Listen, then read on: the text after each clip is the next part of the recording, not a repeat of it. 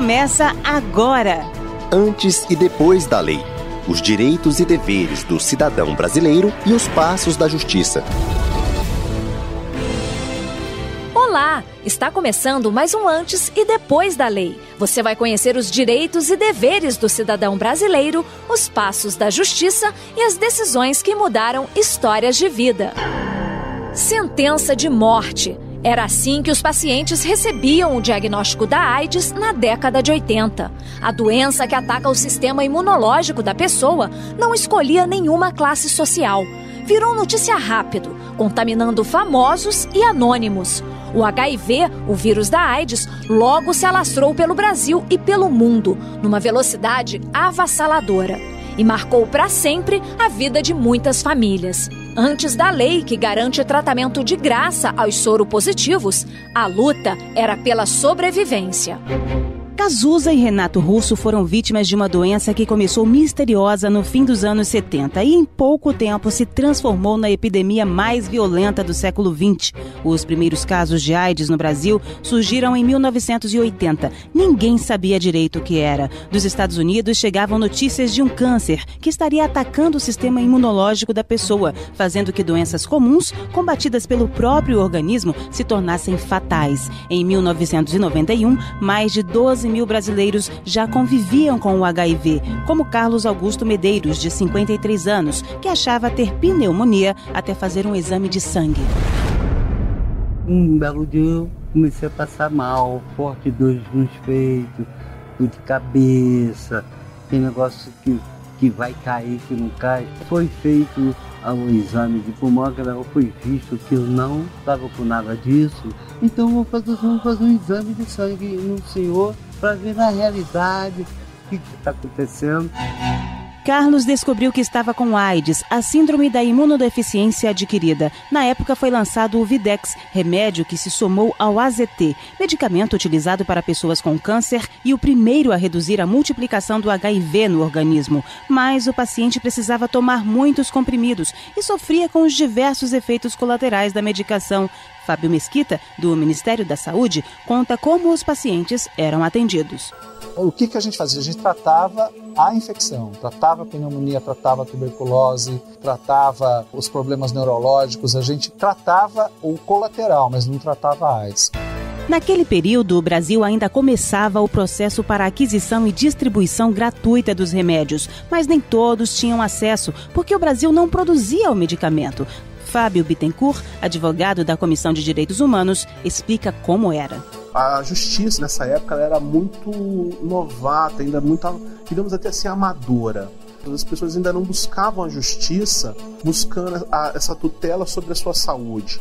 Eu quero que o Estado me garanta a saúde.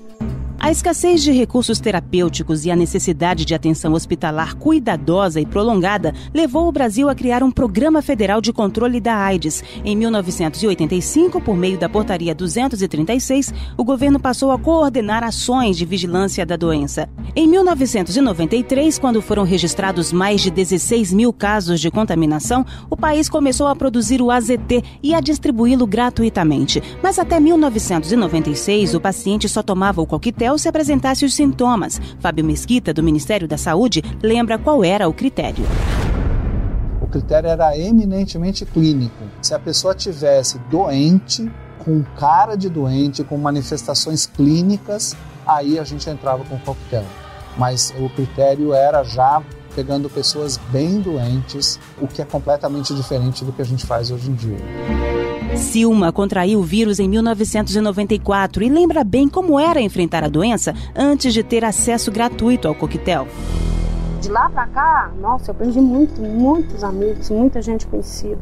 E na época também perdi por falta de tratamento, por não ter condições. As pessoas não tinham condições de pagar, né? Era muito caro os remédios. E nós não tínhamos o direito que a gente tem hoje. O Antes e Depois da Lei é um hiperprograma. Assista também na TV Justiça todas as segundas às 9h30 da noite e baixe o aplicativo pelo QR Code. Com ele você tem acesso às entrevistas na íntegra, às leis abordadas no programa e também conteúdos interativos. Você está ouvindo o Antes e Depois da Lei sobre o coquetel anti-HIV. Depois do intervalo, você vai saber o que os pacientes ganharam com a nova lei, qualidade de vida e redução de mortes. Não perca, voltamos já. Você está sempre conectado às redes sociais? O STJ também. Direitos e deveres do cidadão brasileiro no Facebook, Twitter, YouTube e SoundCloud. Em todas as redes sociais, o nosso endereço é STJ Notícias. Superior Tribunal de Justiça, o Tribunal da Cidadania. Eu sou Cristiane Meirelles e você está ouvindo o Antes e Depois da Lei. Aqui você acompanha os direitos e deveres do cidadão, os passos da justiça e as decisões que mudaram histórias de vida. Com a chegada de uma nova legislação, o portador do vírus HIV ganhou mais qualidade de vida. A taxa de mortalidade caiu e a esperança da cura passou a ser uma realidade entre os pacientes. Você já se imaginou ter que tomar 20 comprimidos todos os dias para o resto da sua vida para tratar uma doença? E o pior, saber que essa doença não tem cura? Essa foi a rotina diária por mais de 10 anos de uma paciente que não quis se identificar. No começo eu senti muita dor no estômago, muito difícil para se adaptar ao remédio. Isso às vezes eu misturava na garganta e ficava aquela coisa ruim. Nossa entrevistada é uma mulher de 47 anos e que há 17 convive com o vírus HIV. Ela conta como descobriu a doença. Fiquei muito emagrecida, comecei a perder peso. Começou a aparecer furúnculos no meu corpo. Comecei a dar feridas no canto da boca, na língua. Aí fui no posto. Eles fizeram um exame e a médica me deu um diagnóstico assustador. Você está com AIDS. Em 1982, o país estava vivendo a epidemia da AIDS. Diante de uma realidade assustadora de mortes prematuras e de uma doença que não tinha cura, uma esperança surgiu para os milhares de infectados. Em 1996, no Canadá, foi anunciado no Congresso de Vancouver sobre AIDS a descoberta das drogas inibidoras, que diminuíam a quantidade do vírus e evitavam o desenvolvimento da doença. A AIDS passou a ser um problema de Estado, de sobrevivência do homem. Por isso, no dia 13 de novembro do mesmo ano, o governo brasileiro criou a Lei 9.313. Ela passou a garantir aos portadores do vírus HIV e doentes de AIDS o direito de receberem gratuitamente do Sistema Único de Saúde toda a medicação necessária ao tratamento. Fábio Mesquita, do Ministério da Saúde, explica o que mudou. A lei, de verdade, o que ela garante é o acesso. Aquilo que era esporádico, excepcional, e que atendia pouca gente, a lei passa a garantir que isso muda de uma forma radical e passa a ser de verdade uma questão universal.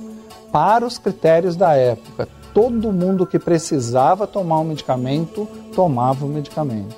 Isso foi o que mudou com a lei. E isso foi extraordinário. Em 1996, mesmo ano que a lei foi criada, o país registrou quase 24 mil casos da doença. 3 anos depois, a mortalidade dos pacientes caiu 33,3% e a qualidade de vida dos portadores melhorou consideravelmente. Hoje, a gente tem no Brasil, durante todo esse período, um tremendo impacto na mortalidade. Um estudo divulgado em 2014 por pesquisadores internacionais, eles mostram que o Brasil teve a maior queda de mortalidade de todo o mundo em função da oferta do coquetel. Essa queda de mortalidade ela é muito importante, mas ela é só um indicador de como a lei beneficiou. O coquetel ajudou pessoas como Dona Isabel, que descobriu há 9 anos que era portadora do vírus HIV. Hoje, com 62 anos de idade, ninguém imagina quanto ela chegou a pesar por causa da doença. 33 quilos. Não andava, não falava, não comia, não banhava por mim mesmo, tinha que ser por intermédio de outras pessoas. Até mesmo para trocar fralda tinha que ser outras pessoas e hoje em dia não. Hoje eu faço tudo, graças ao meu bom Deus. E não foi só a qualidade de vida dos pacientes que melhorou. O medicamento evoluiu também, como explica Fábio Mesquita, do Ministério da Saúde. Vale a pena a gente dizer que daqueles 20 comprimidos que a pessoa tomava em 1996, assim que o coquetel foi implementado no país, eram 3 drogas diferentes, cada uma delas com vários comprimidos, né? Hoje a pessoa tem, num só comprimido, né, uma única pílula, a pessoa tem o que a gente chama de 3 em 1, sendo que esse um comprimido tem muito menos efeito colateral do que tinha aquele medicamento de 19 anos atrás. Mas apesar dos avanços, um dado do Ministério da Saúde chama muito atenção. Desde 2006, os casos de AIDS nos jovens entre 15 e 24 anos aumentaram mais de 50%, o que significa mais jovens soropositivos no Brasil. No resto do mundo, o número de novos casos de HIV entre jovens caiu 32% em uma década. Então, por que o país regride? Existe uma discussão sobre o possível impacto do acesso ao medicamento numa certa banalização, como se hoje fosse simples, porque se você contraiu HIV, você pode tomar medicamento. Aparentemente, existe esse impacto, mas não é simples a vida de quem precisa tomar um comprimido todos os dias da sua vida, o resto da sua vida. E o alerta vem de quem precisa tomar o medicamento todos os dias. Digo para quem quer que seja, se cuide, se previna, que não tem nada melhor do que a saúde da gente. A AIDS mata, ainda está aí. Não é fácil tomar coquetel, não é fácil tomar o remédio. Você melhora com o remédio, lógico. Você estabiliza com o remédio, lógico. Mas os efeitos colaterais não é fácil. O recado que eu deixo para os jovens é que eles usem camisinha. O passaporte para a vida é o preservativo. O Antes e Depois da Lei é um hiperprograma. Assista também na TV Justiça todas as segundas às 9h30 da noite e baixe o aplicativo pelo QR Code. Com ele você tem acesso às entrevistas na íntegra, às leis abordadas no programa e também conteúdos interativos. Você está ouvindo o Antes e Depois da Lei sobre o coquetel anti-HIV. Vamos para um breve intervalo, mas voltamos já já.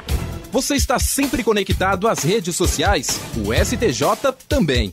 Direitos e deveres do cidadão brasileiro. No Facebook, Twitter, YouTube e SoundCloud. Em todas as redes sociais, o nosso endereço é STJ Notícias. Superior Tribunal de Justiça, o Tribunal da Cidadania. Eu sou Cristiane Meirelles e você está ouvindo o Antes e Depois da Lei. Aqui você acompanha os direitos e deveres do cidadão, os passos da justiça e as decisões que mudaram histórias de vida. Hoje, com a ciência cada vez mais perto da cura da AIDS, a população se descuida. Enquanto a maioria dos países reduz os casos, o Brasil segue na contramão, com o aumento do número de infectados, principalmente entre os mais jovens. O Centro de Teste e Aconselhamento de Brasília realiza aproximadamente 10 mil testes de HIV por ano na capital federal. A maioria dos atendimentos é de jovens como Amanda, nome fictício que usamos para manter o sigilo da paciente. Ela fez o teste e está na expectativa do resultado. Eu tô ansiosa, tô nervosa. Independente de qual seja o resultado, a vida continua, né? Se der positivo, vamos tomar os remédios, vamos fazer o tratamento certinho. E se der negativo, isso aí, não cometer mais os erros, né, de fazer sexo sem se prevenir. Em 15 minutos chega a resposta. Satisfatório. Graças a Deus estou limpa. Tiago, nome também fictício, não teve a mesma sorte. Há 5 meses ele descobriu que é portador do vírus HIV. É diferente quando você precisa de um remédio todos os dias. Você não pode pensar mais, eu não quero tomar hoje. Você tem que tomar, porque senão você morre. Tiago faz parte do grupo que apresenta o maior número de casos de AIDS no país. Ao todo, 0,4% da população brasileira tem o vírus HIV. Mas entre os homens que fazem sexo com outros homens, esse número é maior. 11% deles vivem com o vírus da AIDS no Brasil. Mesmo com o número alarmante, dados no Ministério da Saúde mostram que a mortalidade pela AIDS caiu 67,3% nos últimos 10 anos no Brasil. De acordo com Sérgio Dávila, da Secretaria de Saúde do Distrito Federal, a queda no número de mortes se explica pelo avanço da medicina, somado ao tratamento disponível na rede pública de saúde. Então acho que o nosso desafio é se adaptar e desenvolver que outras estratégias inovadoras que a gente tem que implementar, pesquisar do ponto de vista sociológico, antropológico, clínico, que a gente possa implementar para atuar e isso ser rapidamente inserido nas estratégias dos sistemas públicos de saúde. João descobriu que tinha AIDS há 13 anos e sabe a importância do tratamento. No começo, não conseguiu tomar a medicação que precisava e ficou 10 anos sem ter acesso ao coquetel. Depois da lei que possibilitou a distribuição gratuita, ele conseguiu os remédios, que estão fazendo efeito e hoje a carga viral do João é praticamente nula. Você vai melhorando cada vez mais a sua saúde e é uma vitória. Há tempos, a AIDS deixou de ser uma sentença de morte. Não se isolar é crucial para o sucesso do tratamento. Para quem convive com soropositivos, a prevenção continua sendo o melhor remédio. Em todo caso, é preciso sempre lembrar que não há contaminação abraçando ou beijando, por exemplo. Pensar no bem-estar da pessoa é muito importante. A descoberta da doença é o início de um longo caminho, trilhado passo a passo. Você está ouvindo o Antes e Depois da Lei sobre o coquetel anti-HIV. Participe do programa. Mande seu e-mail sobre a lei que você gostaria de conhecer. O endereço é antesedepoisdalei@stj.jus.br. Eu espero a sua sugestão. Não perca o Antes e Depois da Lei, todas as segundas, às 8h30 da noite, com reprises aos sábados e domingos, às 10h40 da manhã. E na TV Justiça, você assiste o programa todas as segundas, às 9h30 da noite, com reprises de terça a sábado, em horários alternativos. O Antes e Depois da Lei é uma produção do Superior Tribunal de Justiça. Reportagem de Elaine Borges e Joana Colares. Trabalhos técnicos, Mauro Sérgio e Júlio César. Coordenação, Giovana Cunha. Eu sou Cristiane Meirelles e agradeço a sua companhia. Semana que vem, a gente está de volta. Até lá!